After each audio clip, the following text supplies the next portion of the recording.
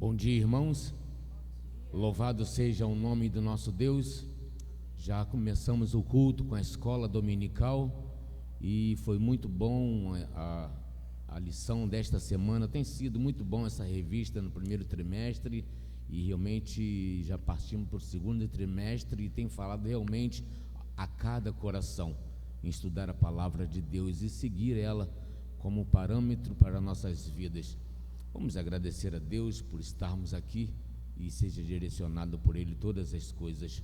Pai amado, muito obrigado, porque até aqui o Senhor tem nos ajudado e poder deitar, dormir e acordar, grandioso Deus, por causa do Teu sustento, e estar, grandioso Deus, na Tua casa e louvar o Teu santo nome junto com cada servo Teu, abençoando aqueles que estão aqui, grandioso Pai, abençoando aqueles que não pôde estar também na Tua casa, abençoando, grandioso Deus, trazendo entendimento, sabedoria ao teu coração e saúde, Pai amado, para os seus ossos, para juntos podermos sempre estar diante do Senhor. É o que pedimos em nome de Jesus. Amém. Vamos colocar de pé e louvar ao Senhor com o louvor. Ainda que a figueira não floresça e não haja fruto na vide, eu me alegrarei no Deus da minha salvação.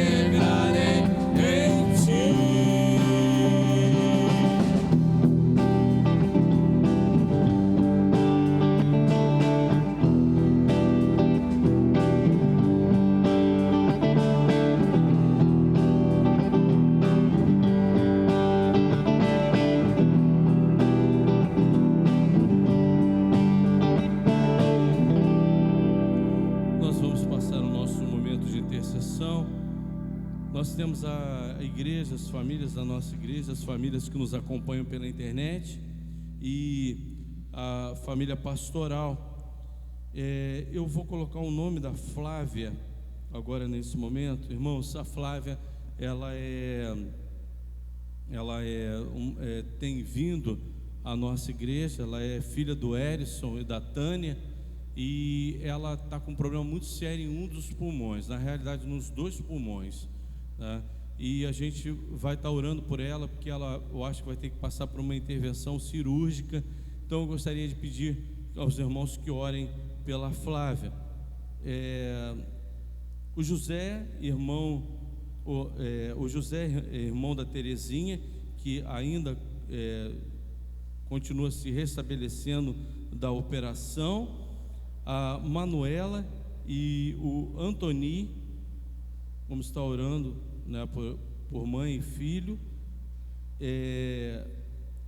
Agradecer a Deus pela volta do irmão Neuci, da irmã Edir, que perdeu, né, a sua mãezinha essa semana, e a mãe dela faleceu. Então, foi semana passada, na realidade, né, no domingo, né? Não, foi no início do domingo, né?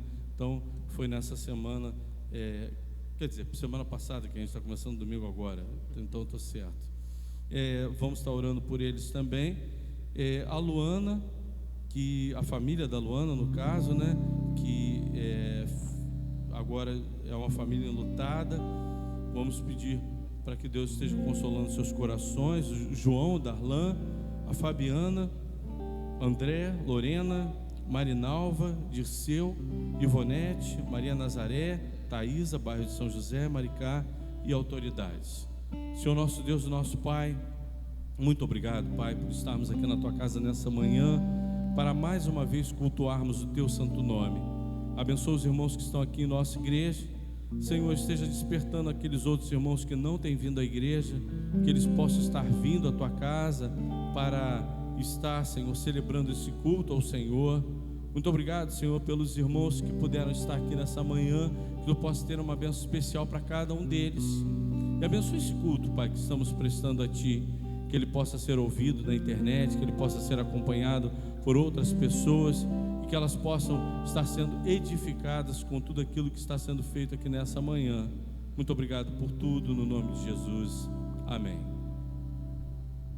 Se você trouxe o seu dízimo e a sua oferta, coloque diante do Senhor. Sempre como falo, coloque primeiramente a sua vida diante dele, porque Deus, ele tem cuidado de cada um de nós. Não tenho outro bem além de ti.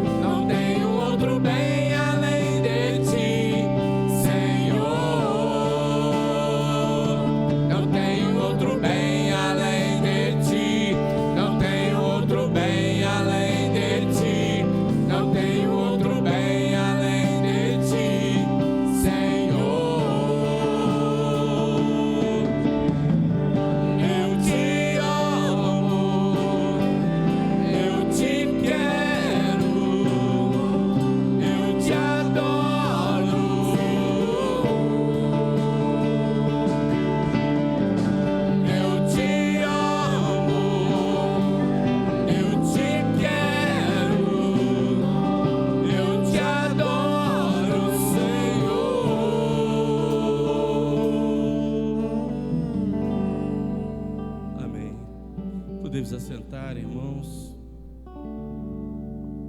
Eu acho que até esqueci de passar o texto para os irmãos do Data Show aí, da internet.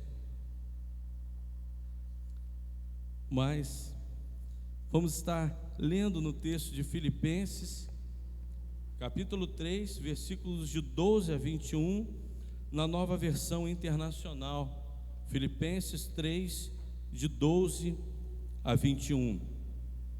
Vivendo com um propósito. É o tema dessa manhã, da nossa mensagem. Não que eu já tenha obtido tudo isso, ou tenha sido aperfeiçoado, mas prossigo para alcançá-lo, pois para isso também fui alcançado por Cristo Jesus.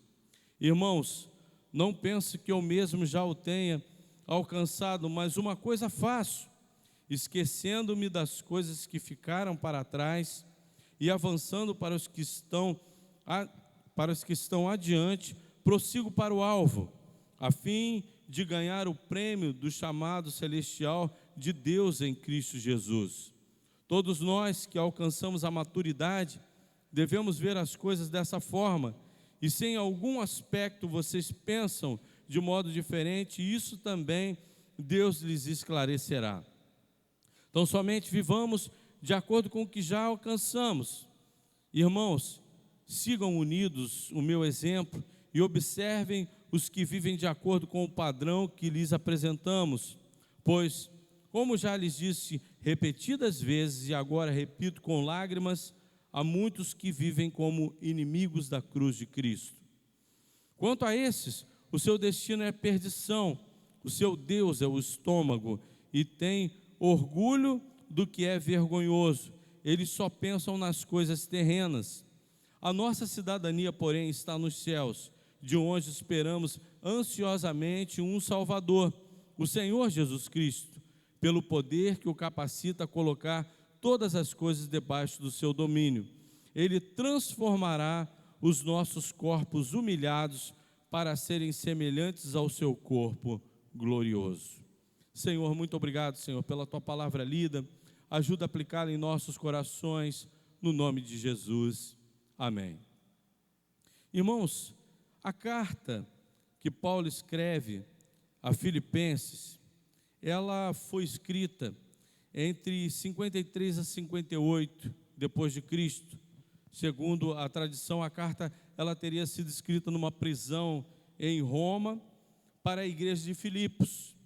Entretanto, há pesquisadores que argumentam em favor da carta ter sido escrita numa prisão em Cesareia ou ainda em Éfeso. Se foi em Cesareia e Éfeso, a prisão de Paulo em Cesareia e em Éfeso ela foi muito pior. Paulo ele não era tratado com tanta dignidade quando ele era preso em Roma, que ele era preso em um domicílio. Já nessas duas prisões ele sofreu uma prisão bem pesada, que ele era acorrentado, ele era bastante vigiado. Então nessas duas prisões Paulo sofreu muito. O conteúdo dessa carta, essa carta é uma carta afetuosa a essa igreja, a fé em Cristo Jesus e ao apoio que essa igreja dava ao ministério de Paulo. O apóstolo Paulo os ajuda a centralizar a vida e a estar contentes em todas as situações, ser fortes em oração e imitar o exemplo do Salvador Jesus Cristo. O propósito, Paulo, ele ao escrever a carta, ele incentiva a igreja a se alegrar e mostrar que mesmo preso, Paulo ainda tinha alegria em escrever a carta e ainda incentivar outras pessoas a alegrar-se no Senhor, independente de qualquer circunstância. Então aquela igreja recebia essa carta, uma carta poderosa, né, de alguém que estava preso, e mesmo preso, ainda mostrava alegria naquela situação na qual ele estava vivendo. Então Paulo estava estimulando a igreja a buscar essa alegria no Senhor. Vivendo com um propósito, o primeiro tópico que eu queria abordar com os irmãos é: quem vive com um propósito avança, não fica parado, não fica estagnado. Paulo, ele diz duas coisas, no versículo 3 e no versículo 13 e no versículo 14. Irmãos, não penso que eu já tenha alcançado, mas uma coisa faço, esquecendo-me das coisas que ficaram para trás e avançando para as que estão adiante de mim. Paulo estava olhando para frente, tá? Para objetivos futuros ainda. Prossigo para o alvo, a fim de ganhar um prêmio do chamado celestial de Deus em Cristo Jesus. Paulo, ele não estava parando nem para fazer uma avaliação pessoal daquilo que ele já tinha vivido. Vocês podem ver isso, que, irmãos, não penso que eu mesmo já o tenha alcançado. Ele não está analisando se alcançou tudo aquilo que ele precisava buscar na sua vida, ainda até aquele momento, ou se já tinha alcançado. Ele não ficou detido ao passado, mas ele avançou, né? Paulo, anteriormente, ele está falando de como é importante lutarmos contra os desejos da carne. Se a gente for olhar anteriormente, nesse mesmo capítulo, Paulo, ele estava falando sobre a luta contra os desejos da carne. Paulo, ele não estava detido a ver se já tinha alcançado esse objetivo, né? Conseguir vencer a carne pelo Espírito Santo de Deus, mas ele ainda estava no processo de luta. Paulo, ele estava lutando contra a confiança em si mesmo, porque ele também analisa isso. Olha, se eu fosse falar alguma coisa de mim mesmo, eu teria motivos para falar, mas eu não quero falar a respeito de mim mesmo. Então, Paulo lutava contra a confiança em si mesmo, nesse mesmo capítulo, contra a justiça própria, não julgarmos ninguém, nem sermos, nem basearmos a justiça na nossa própria justiça. Paulo, ele tinha esse objetivo de não se deter a essas questões, né? Ele fala de como é importante cada vez mais conhecermos a Deus através de Jesus Cristo, tá? Aonde nós vamos ver a revelação perfeita de Deus. Lá em Hebreus, capítulo 1, ele já fala que a revelação completa de Deus está em Cristo Jesus. E Paulo, conhecendo a Cristo, ele ia conhecer cada vez mais a Deus. Mas Paulo, ele estava em busca de objetivos. E assim também a gente tem que ter na nossa vida uma visão de objetivos na nossa vida. Quando nós perdemos objetivos na nossa vida, não há propósito na nossa vida. Nossa vida precisa ter um objetivo, né? Por exemplo, há irmãos aí que estão chegando perto da aposentadoria, começam a fazer novos objetivos, novas metas para alcançar outros alvos na sua vida também. Eu já estou também caminhando para a minha aposentadoria secular, se Deus quiser. Eu já tenho outros objetivos na vida traçados para mim também, e isso é importante, a gente ter metas na nossa vida, tá? Tem irmãos aqui que podem estar pensando assim: já passou do meu tempo de estudar, de fazer alguma coisa, de elaborar novos projetos. Entre em novos projetos, comece a pensar em outros projetos para que você tenha um objetivo na nossa vida. E nós, como crentes em Cristo Jesus, temos que ter objetivos na nossa vida também cristã, para que a gente possa alcançá-los. E Paulo era alguém que vivia com um objetivo, principalmente no seu ministério. A gente tem que começar a agir dessa forma. Para que a gente possa ter um crescimento espiritual, nós temos que ir em busca de objetivo, porque senão a vida perde o propósito. Para que eu estou? apenas para chegar no meu tempo de partir desse mundo para a glória. Nós vamos pensar assim, né? Depois que tivermos alcançado muitas coisas na nossa vida. Não trace objetivos na sua vida também para mais adiante, mas principalmente na sua vida espiritual. Como é que você quer ser? Qual o crente que você quer ser daqui a 2 anos? O que você quer fazer na obra do Senhor daqui a tanto tempo? O que você ainda deseja fazer nesse ano? Esse ano eu não vou fazer mais nada não, porque nós já estamos no meio do ano. Não pense assim não, tá? A gente pode traçar objetivos ainda para esse ano e ainda alcançar esses objetivos. E para isso nós vamos viver e fazendo assim, tendo objetivos, vamos ter uma vida com um propósito. A gente tem que pensar dessa forma. Quem vive com um propósito, avança. Paulo, ele fala isso também, né? Mas uma coisa eu faço, esquecendo-me das coisas que ficaram para trás. Paulo, ele não está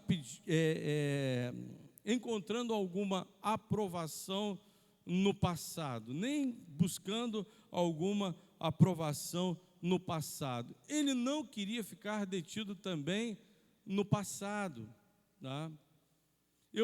Às vezes eu vejo lá no Facebook, né, alguém colocando lá bons tempos, boas lembranças. Eu fazia assim, eu fazia dessa forma. Você está detido no passado. Você não pode ficar no eu fazia. Você tem que ficar no eu estou fazendo, ou ainda vou fazer ainda muito na obra do Senhor. Nós não podemos viver numa aprovação do passado, porque Deus, ele quer aquilo que nós fizemos no passado, ele valoriza aquilo que fizemos no passado, mas ele quer que nós façamos no presente e ele espera que nós façamos também no futuro. E Paulo, ele não tinha o desejo de permanecer preso no passado. Ele esqueceu das coisas que ele fez no passado. E você sabe que tem muitas pessoas que se detêm no passado porque algumas chegam e lembram essa pessoa do passado. Mas você fez isso. E aí colocam uma culpa naquela pessoa. E aquela pessoa, às vezes, se deixa prender naquilo dali que cometeu no passado. Foi um erro que a pessoa cometeu no passado. Mas o passado dela, ela fez isso. E aí aquela pessoa joga aquela culpa em cima daquela pessoa. Aquela pessoa, muitas vezes, abraça aquela culpa e fica preso àquilo que está no passado. Aquilo que aconteceu no passado, de errado, precisa ficar lá no passado, que já foi perdoado por Cristo Jesus. Então, as questões do passado não podem nos deter a avançar para aquilo que está programado para o futuro. No calendário de Deus ainda tem muitos projetos futuros para nós. Nós não podemos nos limitar ao passado, achando que já demos aquilo que tínhamos que dar dentro do ministério proposto para cada crente. Não, eu vou começar a me empenhar para que eu possa estar pronto para fazer tudo aquilo que é propósito de Deus na minha vida para esse ano, para o ano que vem e futuramente. Eu quero me colocar à disposição para avançar cada vez mais. Porque, irmãos, o que acontece com o rio? Ele não para, ele continua, né, com as suas águas ali, elas correntes, tá? E ela, quando chega no mar também, ela não para não. Ela chega no mar, ela encontra correntes marinhas, ela continua ainda seguindo as suas correntes marinhas. E quando ela não está seguindo as correntes marinhas, ela está sendo evaporada desse mar, virando nuvens, e sendo derramadas às vezes no mesmo lugar da onde ela surgiu, nas fontes, aonde vão surgir as mesmas águas que vão virar águas correntes e que vão chegar até o mar. Uma visão muito importante daquilo que morre quando para é o Mar Morto.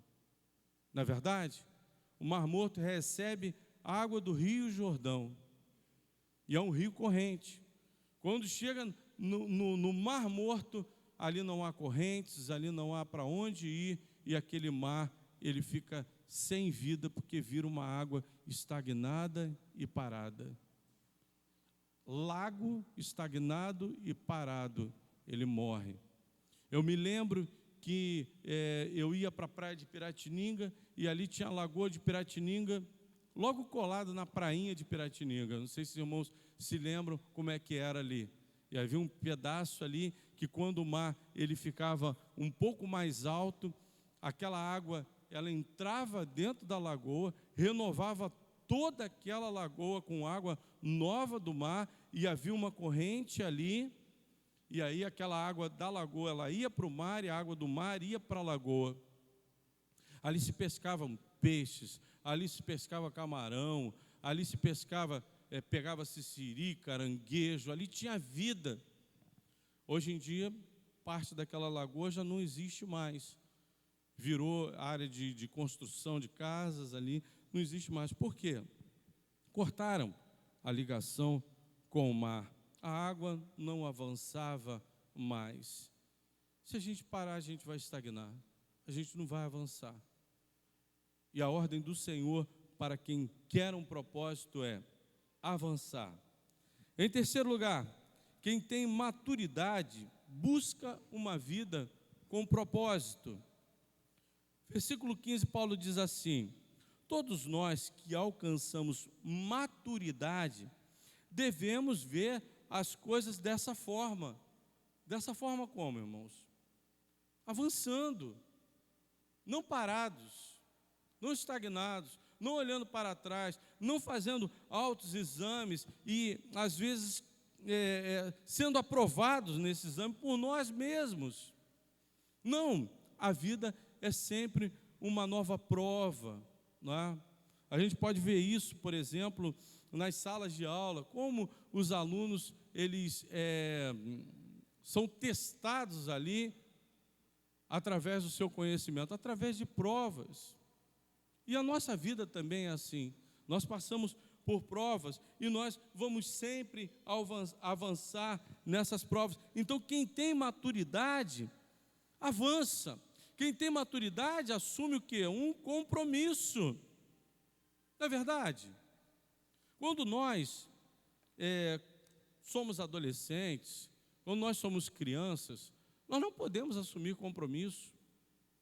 Eu me lembro, irmãos, quando eu me casei, e uma das coisas que me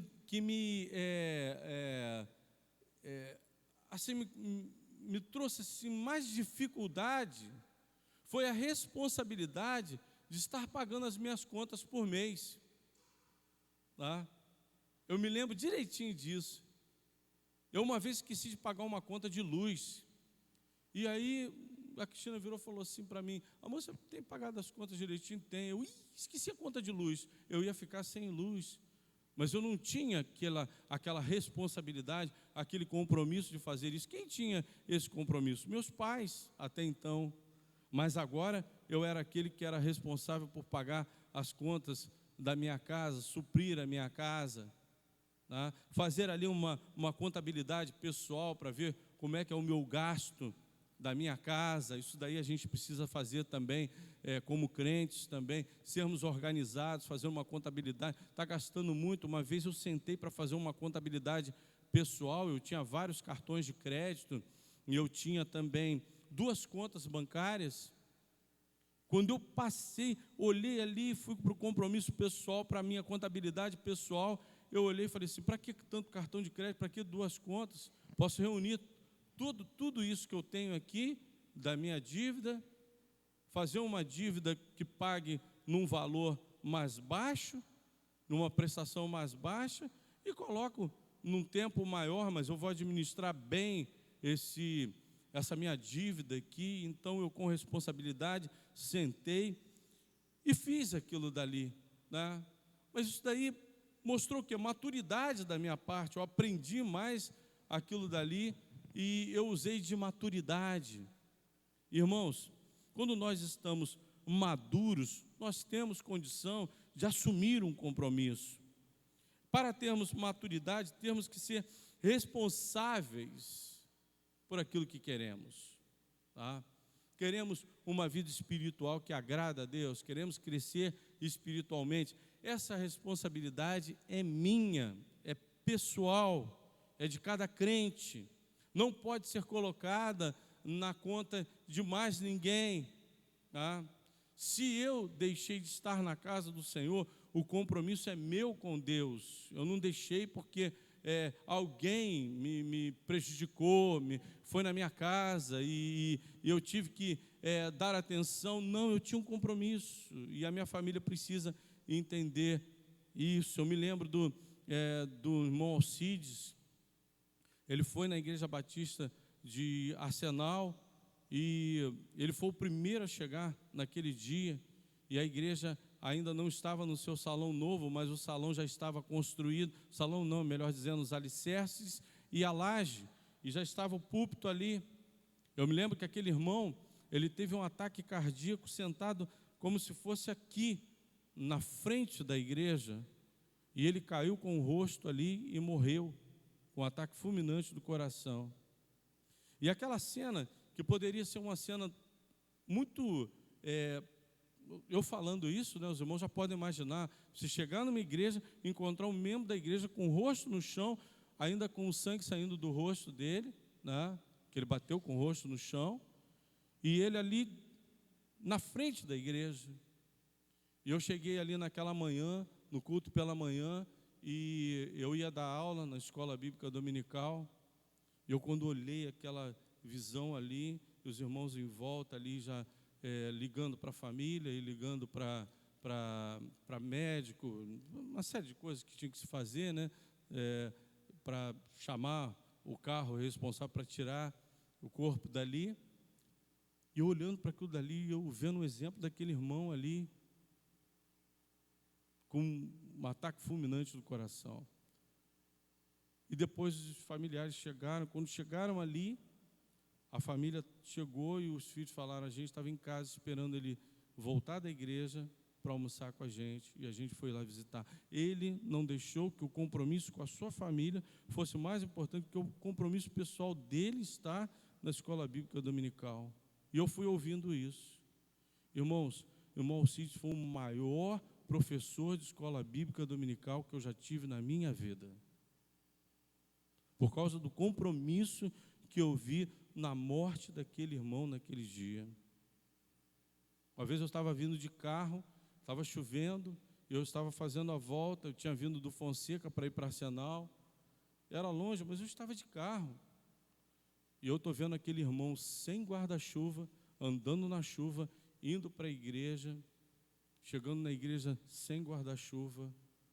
Eu falei, até brinquei com a Cristiane, falei assim: ah lá, tadinho, está igual um cavalo andando na chuva, mas está indo para a igreja. Usei um termo assim, ah lá, igual um cavalo indo na chuva, porque o cavalo ele anda assim, né, no pelo mesmo, pegando chuva. Ele estava lá no pelo, pegando chuva, mas com um compromisso pessoal com a vida dele.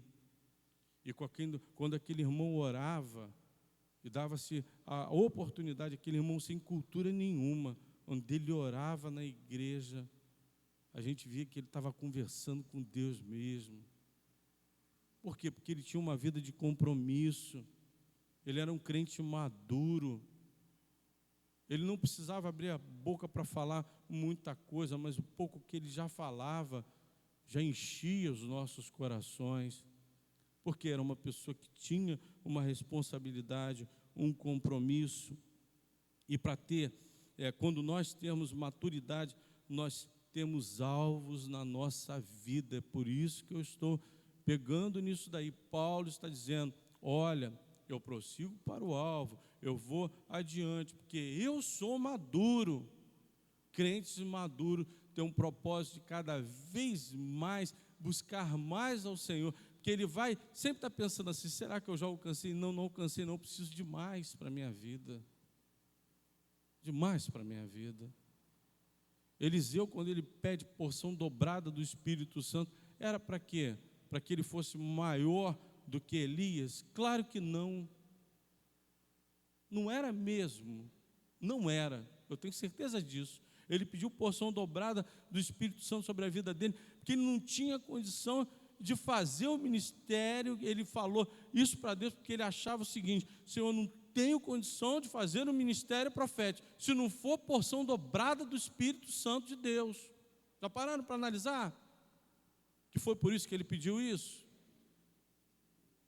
E Deus deu porção dobrada do Espírito Santo a Eliseu, tanto que Eliseu ele fez 7 vezes mais milagres do que o próprio Elias.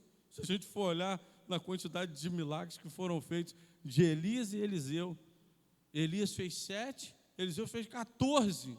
Se você olhar lá na lista de milagres que esse profeta fez, porque ele buscou mais para a vida dele. Tá?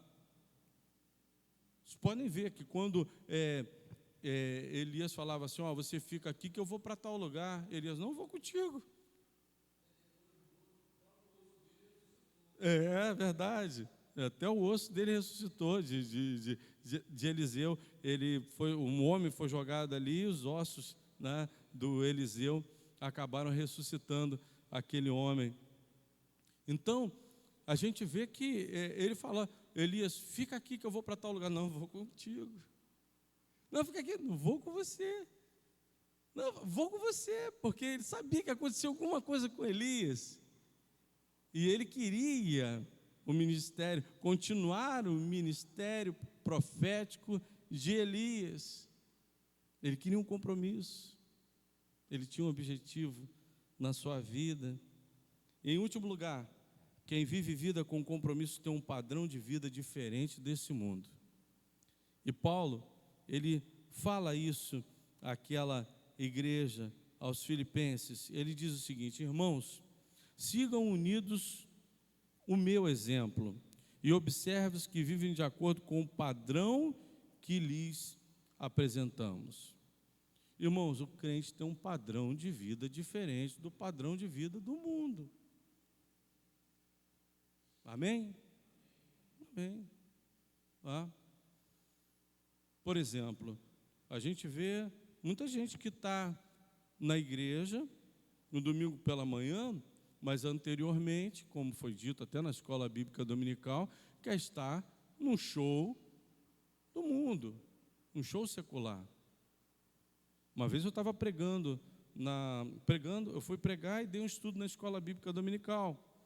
E eu toquei no assunto de que hoje em dia as pessoas estavam fazendo uma mistura muito grande, vivendo em 2 mundos, vamos dizer assim, né? No secular e tentando viver uma vida espiritual de acordo com a vontade de Deus. E eu falei: olha, irmãos, em muitas igrejas aí, muitos jovens foram no Rock in Rio ontem, mas hoje estão dentro da igreja. A igreja estava assim de jovem que tinha ido ao Rock in Rio.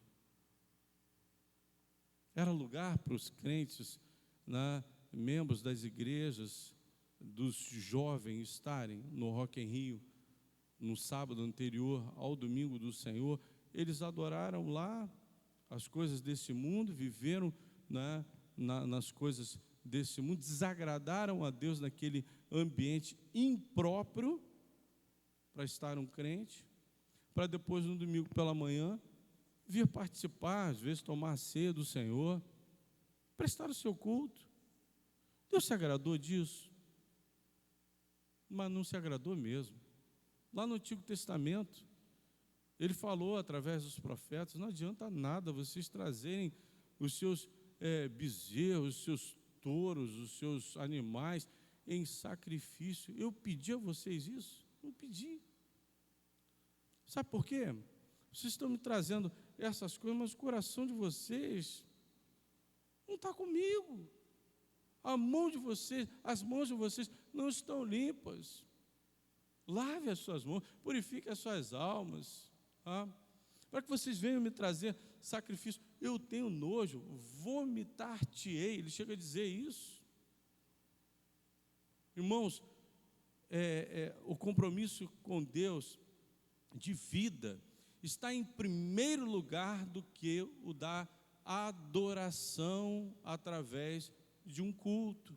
As pessoas invertem isso, acham que vindo para a igreja para prestarem um culto a Deus, elas estão fazendo melhor do que estarem vivendo uma vida de compromisso com Deus.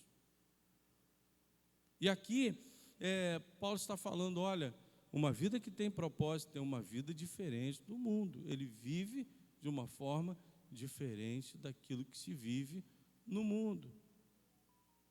Para eles é normal as coisas, são normais as coisas. Para nós não.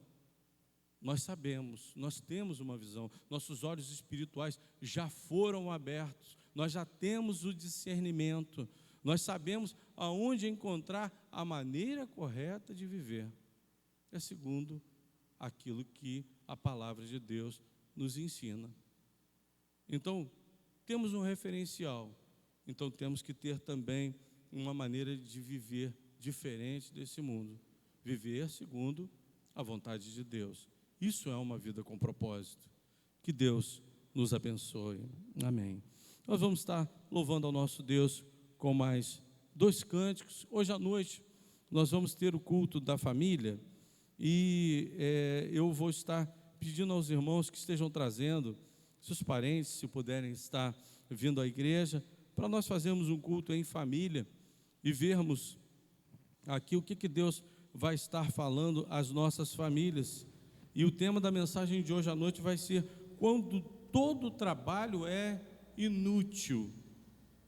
Às vezes a gente quer uma família aos pés do Senhor, né? Mas ou construir a família que a gente quer bem sucedida, né? Uma família bem estruturada, mas se não for Deus no meio da família, todo trabalho é inútil. E nós vamos estar refletindo, vamos estar orando aqui pelas chaves das casas, né? Uma maneira simbólica, é claro, né? Porque não vai ser oração pela chave que vai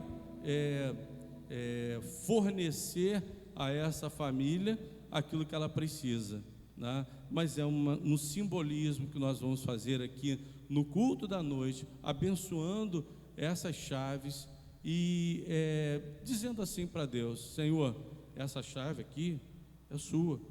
A chave das nossas casas pertencem a Deus, porque é Ele que entra e Ele que tem toda a autoridade sobre o nosso lar. Então esse vai ser o objetivo disso, né? Nós estarmos à noite orando pelas nossas famílias. Preciso de Ti.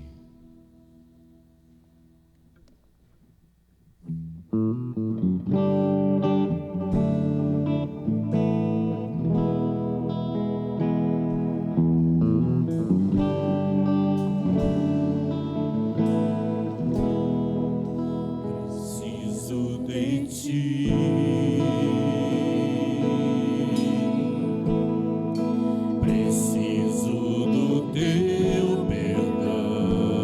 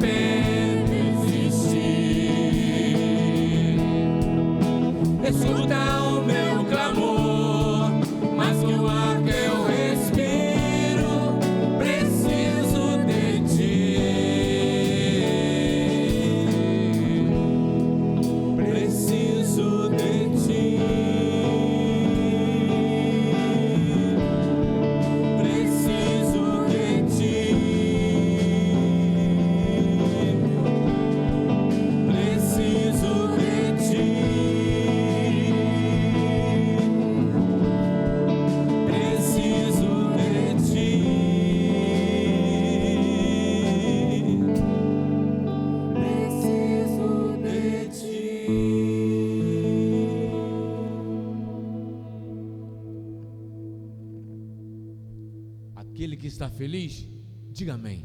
Amém. Amém.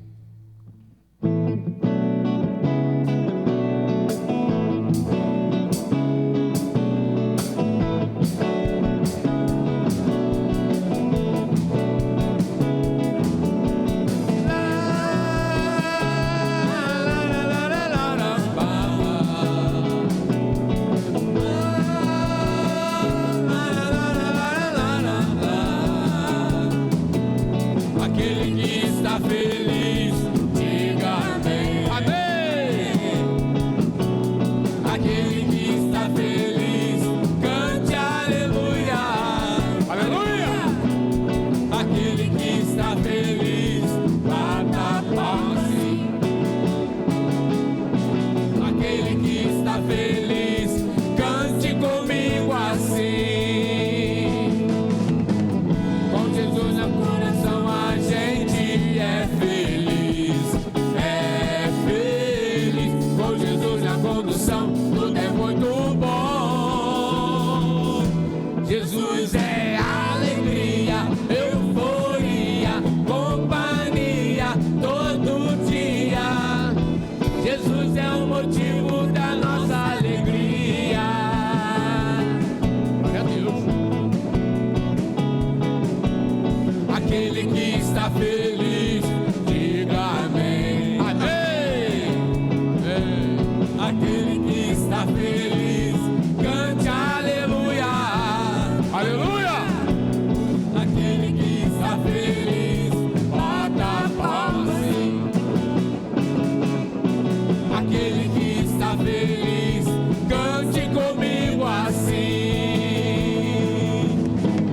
Com Jesus no coração a gente é feliz, é feliz. Com Jesus na condução tudo é muito bom.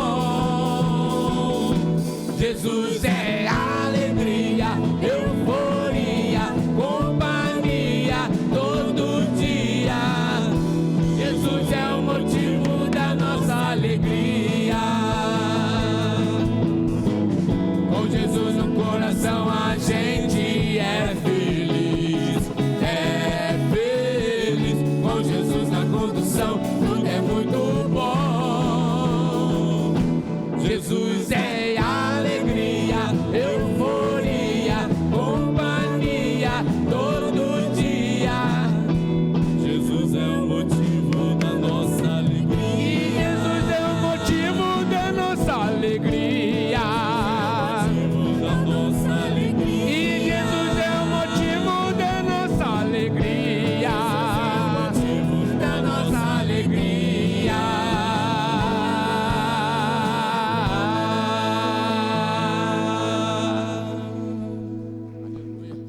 Senhor, muito obrigado, Senhor, pelo culto dessa manhã. Despede-nos, Senhor, em paz para os nossos lares e dá-nos um dia na Tua presença. No nome de Jesus, amém.